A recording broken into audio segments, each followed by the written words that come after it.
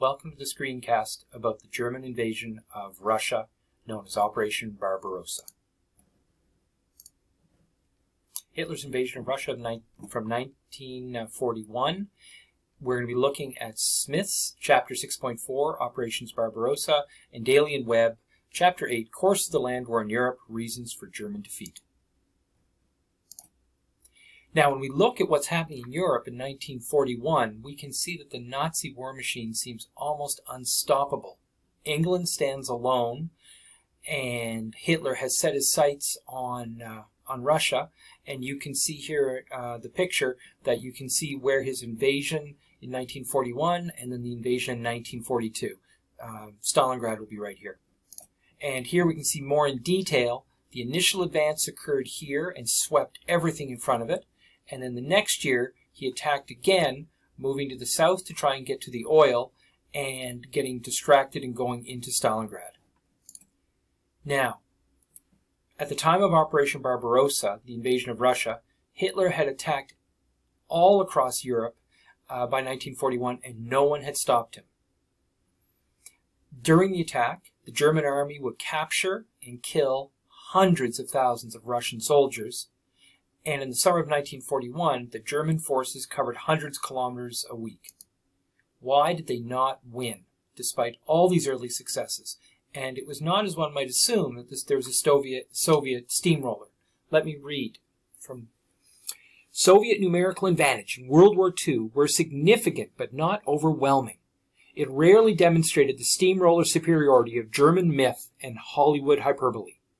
When you crunch the numbers, it turns out that Russian superiority was not so great as is commonly believed. The Red Army did attain numerical superiority in the Eastern Front, slowly and at great cost. In fact, they had a manpower shortage in 43 and had to increase the age of conscripts up to 45. The Red Army did attain numerical superiority in the Eastern Front, slowly and at great cost, drawing on a smaller available population than that of the United States. It was able to gain a 2.1 advantage over the Axis by 1943 and a 4-to-1 edge in 1945. That's a significant quantitative advantage, but not exactly a steamroller, and not much different from the brute force advantage the Western Allies also enjoyed. World War II has much to teach us. Debunking the myths of this war can improve our understanding of the military situation today. We might even avoid generating new myths based on old stereotypes. And that's from Dr. Pennington, who teaches military and Russian history at Norwich University in Vermont. And the period we're looking at, say in the winter of 1941, the ratio is 1.23 Soviets to 1 for the Germans. And then it's only by 1943 that the ratio finally hits 2.03 to 1. So let's take a look now and find out why Hitler didn't win. Hitler's invasion. One, he invaded because he saw the communists and Stalin as his true enemies. And he laid that out as early as Mein Kampf in 1924. They needed to get Lebensraum for the Aryans people, especially the rich farmlands of the Ukraine, and later the oil that would be found in the Caucasus. Hitler also believed he had to attack Stalin before he rebuilt his armies. And 1941 was the year to invade, as France had been defeated, England could not challenge him, and the USA was a sleeping giant. This is also another reason why they didn't push in the Battle of Britain as the air war rolled into 1941, because Hitler wanted to move into Russia. Why did Hitler think he could win? Well, the Russian army had struggled against the tiny Finnish army in the Winter War. Of course, there was Hitler's belief in the Aryan superiority over the almost subhuman Slavs in some ways. He also believed the German Luftwaffe would dominate as they had in France. One also needs to remember that the Russians had lost 40,000 officers of all levels to purges from 1937 to 38, which would hamstring their ability to fight.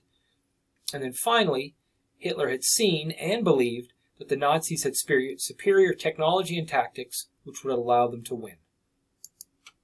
The initial forces, if you look, are 3.8 million personnel on the German side, over 3,000 tanks, over 3,000 aircraft. Now, one of the Achilles' heels is the fact the number of horses they had and the fact that in the vehicles they had, there was a variety of types, and so it made it much harder for them to repair them and keep spare parts. On the Russian side, we see there's almost 3 million personnel, over 11,000 tanks, very few of the T-34s, and 7,000 military aircraft. Now, if you look, something else that's quite telling of Barbarossa, the German forces will lose over 1 million, and the Russians will lose almost 5 million, but yet not stop fighting. And the image you can see here are German troops marching towards the front, while Russian prisoners of war are being taken back. Here's Operation Barbarossa and its plan. You can see here, Army Group North was to push through and grab Leningrad. Army Group Center was to push through this way and take Moscow and cause the surrender of the Soviet Union, which, by the way, Stalin did consider when the Russian troops, it's not the Russian troops, when the Russian troops were pushed back to here and the Germans were here. And finally, there's Army Group South, which was to push into Kiev and get the rich farmlands in the Ukraine. In the initial weeks, there are rapid advances. There's almost a complete destruction of the Russian Air Force. Stalin actually disappears for about 2 weeks, and one's not sure if he's having a breakdown or if he's being just his normal crafty self and waiting for people to demand that he come help them. And it was total success for German forces. Here's an image you can see of some of their older tanks and a half-track, but wide open spaces, air superiority, and just hundreds of thousands of Soviets captured and killed.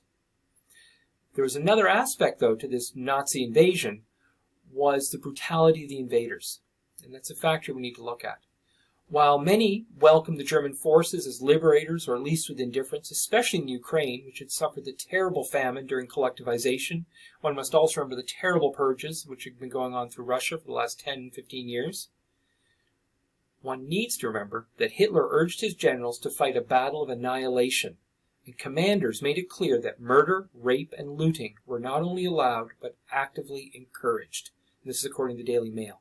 In addition, there were special units under the SS, the Einsatzgruppen, and they were death battalions that came in after the frontline troops came in and conquered an area, and they've been known to kill tens of thousands of people in massacres. The activity by the Germans brought on much stronger Russian resistance. For example, there was the iron discipline in the army and the commissars in each unit who would shoot soldiers or commanders who wouldn't fight. Stalin turned it into the Great Patriotic War. There were the partisan guerrillas. You can see an image of them here lower down. And they would be Russian units either told to stay behind as the Germans swept over, or units that swept back in, and they would attack supply routes of the Germans and also keep a lot of their soldiers occupied. One even saw the religion and priests being mobilized, so there had been tens of thousands of priests murdered in the years before. Stalin allowed churches to reopen and priests to preach to people. Any weapon he could use was used for this war. And we can see the German plans start to show cracks. The panzers are moving much faster than the troops, so that the panzers have to stop and wait to let the troops catch up. There are longer and longer supply lines, and a large number of those supplies are coming by horses. The Red Army showed no signs of collapse, which was a great surprise to the Germans. And in addition, they'd estimated they might see 200 Soviet divisions.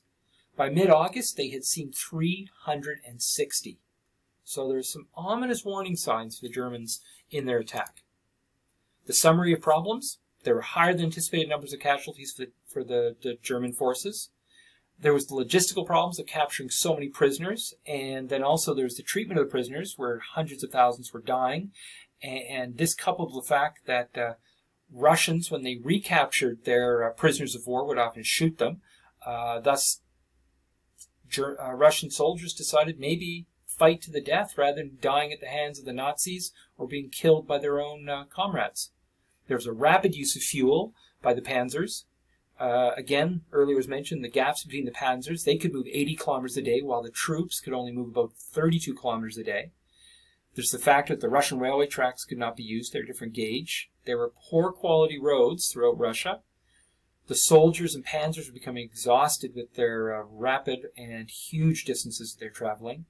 And then there's also the factor that the huge efforts required to supply 3 full army groups. And then you also need the units to protect the supply lines, and with maybe unhelpful local populations due to brutality, due to the surge in partisans. All those can cause problems. Now, Hitler intervenes. And this is a big factor, is that Hitler often didn't trust his generals. And Army Group Center was pushing onto Moscow, and they believed they could reach it. But Hitler felt that Army Group North wasn't going as fast as it should be, so he sent troops from Army Group Center to help Army Group North. And then another fatal decision, he diverted panzer units from Army Group Center to help with the stalled Army Group South attack, which they did. But then, when they returned to continue the attack on Moscow, one can see they just didn't have enough time. Here are the attacks you can see. So the initial surge here, then the secondary surges. You can see here where the panzers are being redirected to help out. Some of the troops being sent up here. In the end, they only put a siege on Leningrad, and they didn't push into it, because that would have been like a World War I situation. And then they pushed and pushed to Moscow. It's said that there were some units that could see the spires of the Kremlin. That's how close they got. Now, further Soviet plans that helped them not be defeated by Hitler. Stalin moved, depending on the source, 1,500 to 3,000 factories away from the invaders, along with millions of people. He just put the factories on trains and moved them across the Caucasus Mountains. The Soviets practiced a scorched earth policy, so that there are no resources, and the partisans continued to be active behind the lines. So those three factors made a big difference for the Russians, in addition to their iron discipline. Now, Hitler resumed his advance on Moscow for the final victory with Operation Typhoon. That's after he's diverted the troops and the panzers that we mentioned. The Russians mobilized the hearts, the minds, and all the people of Moscow to build defenses and to fight the oncoming German attack. October 6, 1941, the weather changed. And it was one of two seasons dreaded even by the Russians, when their roads became seas of mud. And this meant that the supplies couldn't be sent, it meant troops could move very slowly. This was true for both sides. But another factor was that the German tanks weren't really designed for this kind of travel, and their tracks weren't as wide. Now, the winter came, which firmed up the ground so the attacks could continue, but there was a problem with the winter. It was one of the coldest winters in the 20th century, and the German army had not brought equipment for a winter war. They thought they would be done in weeks, 8 to 10 weeks in some cases. And their vehicles and equipment were also not designed for the weather, and guns would stop working, tanks would stop moving. And here you can see some of the problems with the snow, the soldiers without proper equipment. They definitely had no equipment. This is definitely not the equipment to be fighting in -10 and -30 in. And it was at this point that Stalin made his counterattack. Now, he had learned through spies in the East that the Japanese were not going to attack him, and so he could move 18 divisions, 1,700 tanks, and over 1,500 aircraft, experienced, well-equipped troops here, from Siberia and the Far East to help defend Moscow. Zhukov, the Russian commander, attacked when the temperatures dipped to -25. Guderian, the leader of the panzer units, wrote in his journal that the offensive on Moscow failed. That's Operation Typhoon. We underestimated the enemy's strength, as well as his size and climate. Fortunately, I stopped my troops on 5 December. Otherwise, the catastrophe would have been unavoidable. In the end, all the land from Operation Typhoon, the final push in Operation Barbarossa, was regained by the USSR. Both armies dug in to endure the winter. Operation Barbarossa and the quick takeover of Russia had failed. Stalingrad will be next.